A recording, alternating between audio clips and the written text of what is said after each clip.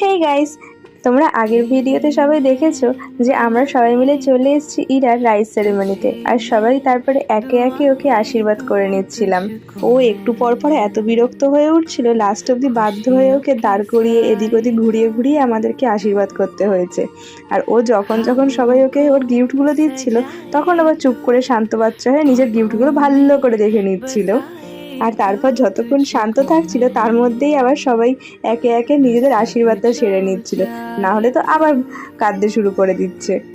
এইভাবেই আমরা ঘুরে ঘুরে ওকে আশীর্বাদ করতে থাকছি। আর ও দেখো, এই মুকুটটা কিছুতেই মাথায় রাখছিল না।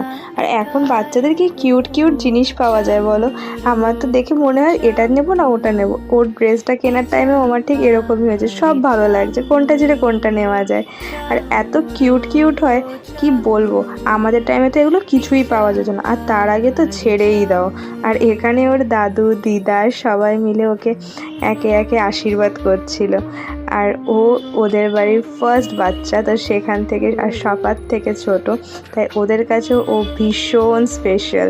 ফাইনালি সবার আশীর্বাদ পর্ব শেষ হওয়ার পর সেই স্পেশাল রিচুয়ালসটা, যে বাচ্চারা ফার্স্ট কোনটা ধরবে সেইটা করা হয়েছিল ইরার সাথে।